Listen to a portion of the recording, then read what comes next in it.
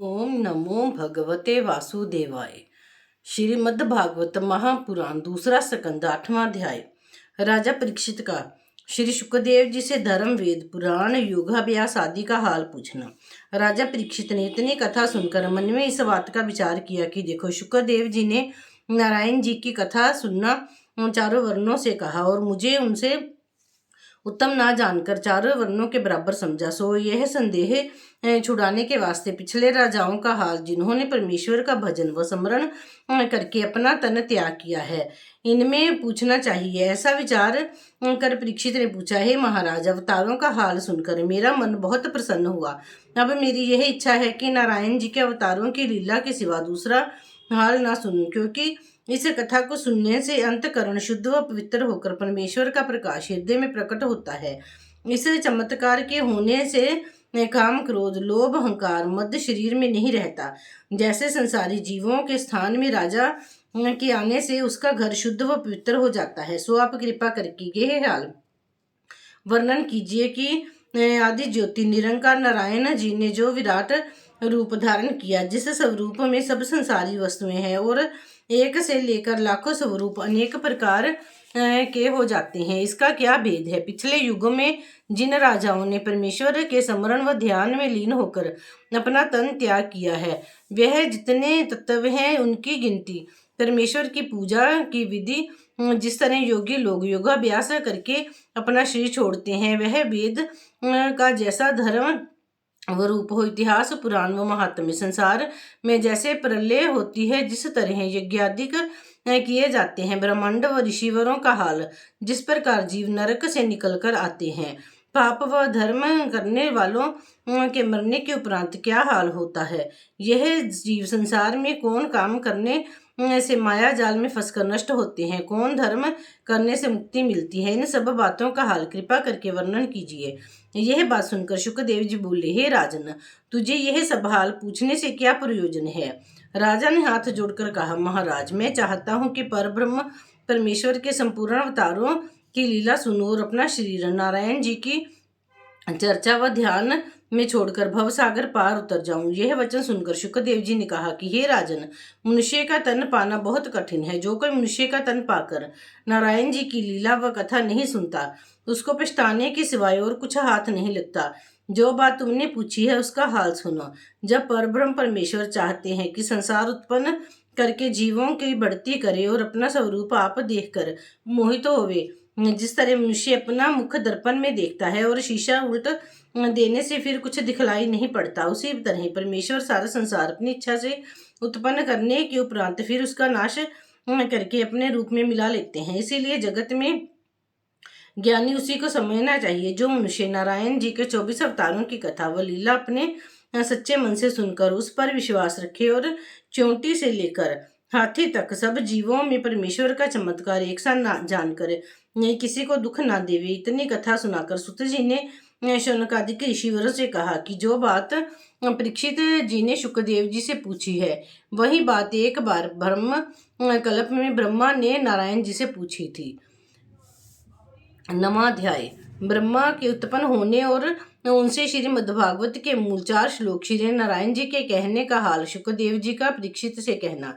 शुकदेव जी बोले, हे राजन, जब एक कमल का फूल परमेश्वर की नाभि से निकलता है और उस फूल में से ब्रह्मा उत्पन्न हुए, तब ब्रह्मा ने यह बात जानना चाहा कि मैं कहाँ से उत्पन्न हुआ हूँ। जब बहुत विचारने पर भी ये वेद ब्रह्मा को नहीं मालूम हुआ, तब हार मानकर उसी फूल पर बैठे रहे। इसीलिए समझना चाहिए कि भगवान की माया ऐसी प्रबल है कि उस माया की रस्सी में ब्रह्मा भी बंधकर उनका भेद नहीं जान सकते। दूसरे की क्या समर्थ है जो परमेश्वर की लीला व आदि अंत को समझ सके। फिर ब्रह्मा जी उसी फूल पर बैठे हुए श्रीमद्भागवत के मूल 4 श्लोक आकाशवाणी में सुना और उसी आज्ञा अनुसार तप किया। जब तप करने से ब्रह्मा जी को ज्ञान हुआ, तब उन श्लोकों का अर्थ जानकर संसार की रचना किया।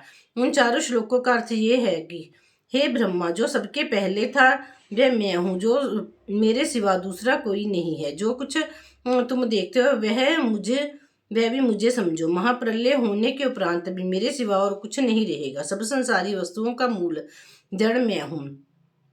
जिस तरह सोने के गहने हाथ, पैर, नाक, कान और सब अंगों में पहनने के वास्ते बिलग बिलग तैयार कराओ तो सब भूषणों के नाम पृथक पृथक होते हैं, और जब वह सब गहना तोड़कर गला डालो फिर एक केवल सोना रह जाता है। वही हाल मेरा समझना चाहिए। मैं अकेला हूँ, जब चाहता हूँ अपनी इच्छा से अनेक रूप धारण करके संसार में अपने बहुत नाम प्रकट करता हूँ। फिर जब मेरी इच्छा अकेले रहने की होती है तब अकेला हो जाता हूँ। देखने, सुनने, बोलने व भले बुरे के जानने की जो सामर्थ्य है सब जीवों में है, वह सब मेरे प्रताप को समझना चाहिए। जिस तरह आकाश का घेरा सब जगह उसी तरह है, मैं सबसे बलवान होकर तीनों लोकों व 14 भवनों को अपने वश में रखता हूँ। मेरे सिवा सब संसारी वस्तुओं को झूठी समझना उचित है। 5 तत्व से सब संसारी जीव उत्पन्न होते हैं। जिस तरह संसार का संपूर्ण व्यवहार मेरे विराट रूप में है, उसी तरह सबके तन में ज्योति का प्रकाश जैसे जिसे प्राण कहते हैं समझो। जब तक वह चमत्कार शरीर में रहता है तब तक चलने फिरने, खाने पीने, बोलने और इंद्रियों के सुख भोगने का सामर्थ्य उसे रहती है। जब वह प्रकाश शरीर से निकल गया तब वही तन मृतक होकर गल सड़ जाता है। फिर उस शरीर से कुछ नहीं हो सकता। ब्राह्मण, क्षत्रिय, वैश्य, शूद्र, चारों वर्णों में मेरा प्रकाश एक सा है। ज्ञान की दृष्टि से उनमें कुछ भेद ना जानकर सब जीवों में नारायण जी का स्वरूप एक सा समझना चाहिए। जिस तरह सूर्य की छाया सोने, चांदी, मिट्टी व लोहे आदि के बर्तनों में बराबर पड़ती है, और जिस तरह सोना, चांदी, काठ, पीतल अनेक रंग के दानों को एक तागे में पिरोने से माला हो जाती है, उसी तरह मेरा चमत्कार सब जीवों में धागा के समान समझो। जब वह माला का धागा टूट जाता है तब वे सब दाने बिखर जाते हैं। सो हे ब्रह्म, तुम इसी तरह सब जगह मुझको जानकर जगत की रचना करो। संसारी माया में फंसकर आनंद में से नहीं रहोगे। तप करने में तुमको मेरा दर्शन होगा। तुम मन में दया रखकर सब जीवों की रचना करो। ऋषिवर व ज्ञानी लोग तुम्हारी स्तुति करेंगे। संसार रचने में तुम्हें कुछ परिश्रम व दुख नहीं होगा। तुम मेरे चतुर्भुजी छोटे स्वरूप का ध्यान करो, जो महात्मा ऋषिवर, नंद व सुनंद आदि दासों में विराजमान है। यह आकाशवाणी सुनकर ब्रह्मा नारायण जी को मन ही मन प्रणाम करके हाथ जोड़कर बोले, हे दीनानाथ, मुझे यह वरदान दीजिए कि मैं आपको अपना मालिक जानना चाहूँ। संसार के उत्पन्न करने में मुझे आसक्ति ना होवे। ब्रह्मा का यह वचन सुनते ही परब्रह्म परमेश्वर ने उन्हें इच्छा पूर्वक वरदान देकर कहा, हे ब्रह्मा, तुम मेरी आज्ञा याद रखकर संसारी व्यवहार को परछाई के समान झूठा समझते रहना, तो तुमको मेरी माया नहीं व्यापेगी। ऐसा कहकर नारायण जी ब्रह्मा के ध्यान से गुप्त हो गए। इतनी कथा सुनाकर शुक्रदेव जी बोले, हे राजन, श्रीमद् भागवत के चारों मूल श्लोकों का यही अर्थ है जो मैंने तुमसे कहा। ब्रह्मा जी ने अपने दूसरे बेटों को यह हाल नहीं बतलाया, केवल नारद जी को ज्ञानी समझकर यह भागवत ज्ञान उनसे कहा था। नारद जी ने व्यास जी को उपदेश किया और हमारे पिता वेद व्यास ने उनको विस्तार पूर्वक लिखा और उसको श्रीमद्भागवत नाम रखकर मुझे पढ़ाया। इसी ज्ञान के मैत्रेय ऋषिवर ने यमुना के किनारे विदुर जी से कहा था। अब यही कथा मैं तुझको सुनाता हूँ। हे राजन, जो मनुष्य अहंकार से परमेश्वर का महात्म्य नहीं जानता, वह संसार में और परलोक में दुख पाता है। 10वां अध्याय। पंच तत्व से शरीर का त्याग होना व देवताओं का सबके अंगों में वास रहना। शुक्रदेव जी बोले, हे राजन, इस भागवत में 10 प्रकार की कथा है, उसका पृथक पृथक हाल कहता हूँ, मन लगाकर सुनो। संसार की उत्पत्ति, जगत का नाश होना, संसार में स्थिर रखना, सब जीवों का पालन करना, परमेश्वर की लीला, मंत्रों का हाल, ईश्वर की कथा, विरक्ति, भक्ति, नारायण जी सब जगत के मालिक हैं। हे राजन, इनमें 9 लक्षणों का हाल सुनना, केवल 10वें लक्षण के जानने के वास्ते है। जब आदि पुरुष परमेश्वर ने जो शेषनाग की छाती पर शयन करते हैं, अपने को अकेले देखकर मन नहीं लगने से चाहा कि हम अनेक तरह के रूप धारण करके देखें, तब उन्होंने अपनी माया की को आज्ञा दी कि संसार के विस्तार का उपाय कर। उसी समय उस माया ने स्वर्ग, पाताल, मृत्यु लोक बनाकर राजस, तामस, सात्विक 3 गुण प्रकट किए। तामस से अहंकार, राजस से हाथ, पांव, वाक, लिंग, गुद्दा और 5 कर्म इंद्रिय, सात्विक से आंख कान जिह्वा नाक तत्व और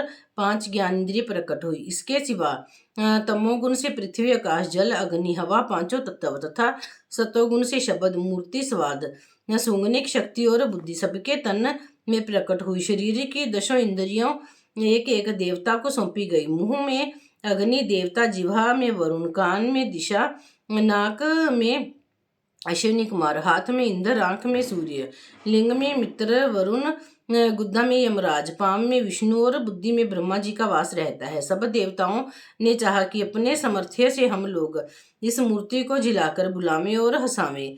इसीलिए उन्होंने अपने पराक्रम से बहुत उपाय किए। जब उनके सामर्थ्य से वह मूर्ति हिल भी न सकी तब उन्होंने हार मानकर हवा की तरफ, जिसको स्वामी कहते हैं, इशारा किया। जब उस हवा से कुछ भी नहीं हो सका तब सब देवताओं ने नारायण जी का ध्यान किया, जिनकी कृपा से वह मूर्ति तैयार हुई थी।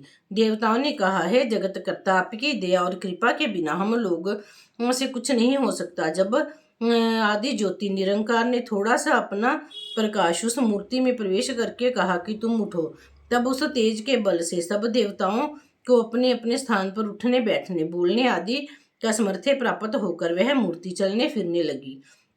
हे राजन, मनुष्य के हर एक अंग में देवता लोग वास करते हैं और ये इच्छा रखते हैं कि हाथ से दान दे, जिह्वा से परमेश्वर का भजन व स्मरण करे, कानों से उनकी कथा व लीला सुने, पैरों से तीर्थ यात्रा करे, देव स्थान पर जाकर आंखों से मूर्ति के दर्शन करे, ध्यान में परमेश्वर का दर्शन करे, जिसमें हम लोगों का भी भला हो। मनुष्य के तन में रजोगुण या तमोगुण अथवा सत्वगुण एक गुण 8 पहर वर्तमान रहता है। एक गुण के समय दूसरा गुण नट के खेल के समान छिप जाता है। ये ब्रह्म कल्प का हाल हमने तुमसे कहा। इसी तरह सब कल्पों में संसार की उत्पत्ति होती है। श्रीमद् भागवत महापुराण दूसरा स्कंद समाप्त।